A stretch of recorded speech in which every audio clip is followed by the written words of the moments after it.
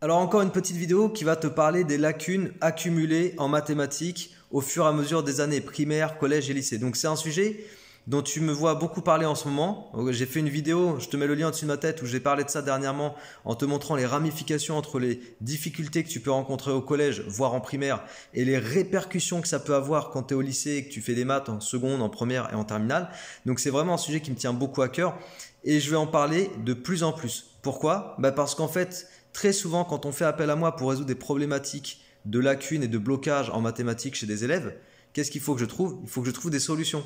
Et pour savoir quelles solutions trouver, il faut que je comprenne comment ces lacunes finissent par arriver et finissent par bloquer l'élève. Il faut que je comprenne le processus d'apparition de ces lacunes et puis pourquoi elles sont là et comment finalement les résoudre. Ok? Donc aller à l'essentiel sur la remise à niveau d'un élève, retrouver les choses qui le bloquent du programme de collège, par exemple du programme de quatrième, et le remettre à niveau pour le débloquer quand il est en seconde ou quand il est en première, toutes ces choses-là.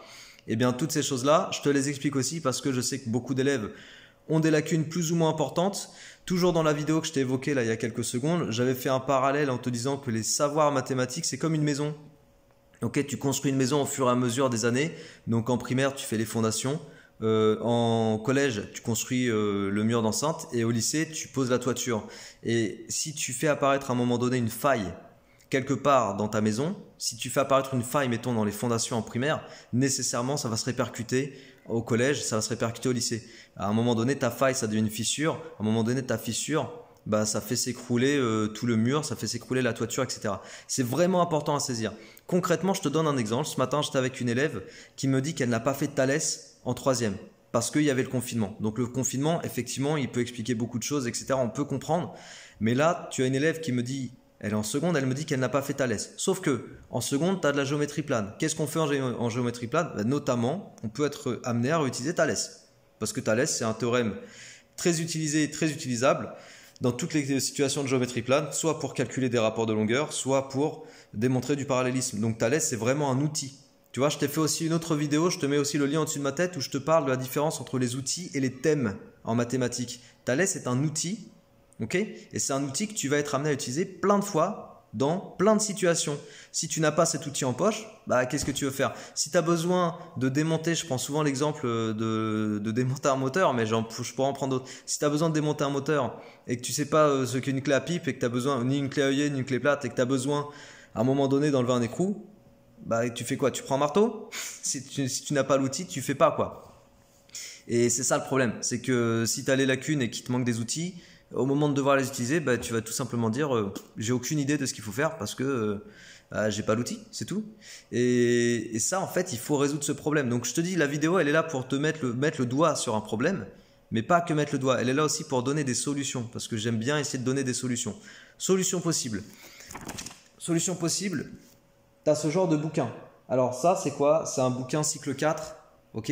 Bouquin cycle 4 de collège, du coup, 5e, 4e, 3e. Et dans ce bouquin cycle 4, qu'est-ce que tu vas retrouver? Tu vas retrouver l'ensemble, voilà, je te montre. Donc pas dans le détail, mais tu vas retrouver en fait l'ensemble des programmes amorcés donc, et abordés au collège. Et après, tu as les compétences, par exemple, voilà, tiens. Concrètement, je ne sais pas si tu vois bien, un petit peu flou que peut-être, théorème de Thalès. Là, ça t'indique qu'on l'aborde en troisième. Et en fait, ce genre de bouquin, ça va te permettre d'avoir un visuel déjà de toutes les notions. Donc, c'est super intéressant parce que tu as un visuel de toutes les notions année après année. C'est un très bon récapitulatif, un très bon moyen d'avoir une synthèse de tous les outils et toutes les compétences qu'on t'a enseignées. Et avec cette synthèse, qu'est-ce que tu peux faire concrètement? Tu peux prendre une feuille blanche. Donc, si tu es en seconde, par exemple, tu prends une feuille blanche et tu regardes tous les chapitres que tu es censé faire au collège, en troisième, pardon, et tu rayes ce que tu as fait, ok? Et tout ce que tu n'as pas rayé, c'est que tu les as pas fait, tout simplement. Donc si tu n'as pas fait théorème de Thalès, tu vas pas le rayer. Et du coup, qu'est-ce qui va ressortir de ta feuille blanche? Il va ressortir tous les chapitres que tu n'as pas traités.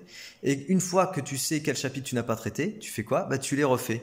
Alors les refaire, là après tu vas me dire oui mais comment? Déjà il te faut un bouquin. Et puis après il faut que tu bosses par toi-même de toute façon. Après tu peux te faire aider. Après voilà, il faut trouver un moyen de pallier à ça, mais il faut faire ces chapitres. Pourquoi? Je te le dis, parce que si tu n'as pas l'outil, à un moment donné, ça va bloquer.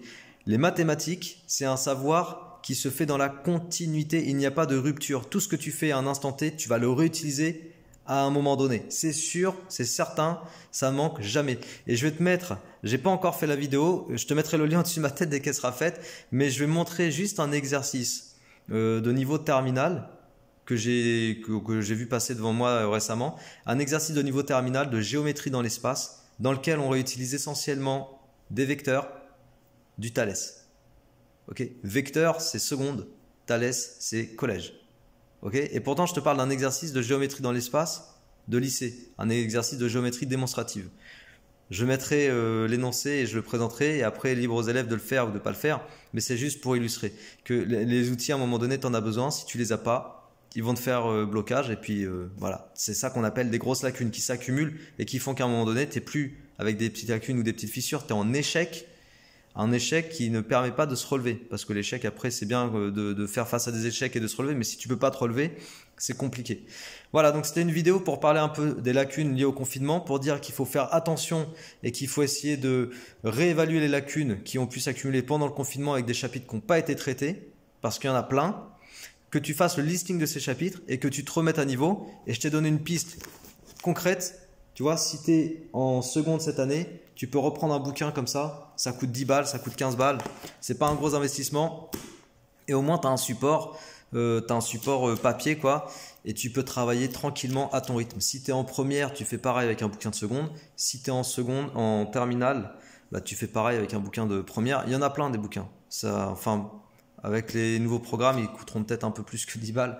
Mais il y a toujours moyen de trouver. Et de toute façon, tu as aussi les bouquins qui sont directement en libre accès sur Internet. Il y a largement moyen de bosser. Mais il faut que tu arrives à évaluer si tu as eu des lacunes liées au confinement. C'est extrêmement important parce qu'elles vont te faire barrage à un moment donné. C'est sûr et c'est certain. C'est sûr et certain. En maths, en physique, chimie, notamment physique, chimie, ça marche aussi. J'espère que cette vidéo t'a plu, qu'elle a été utile. En tout cas, je pense que ce que j'y ai dit, c'est vraiment important de le comprendre. Et je pense que ça peut débloquer bien des situations que certains élèves pourraient rencontrer à échéance de quelques mois.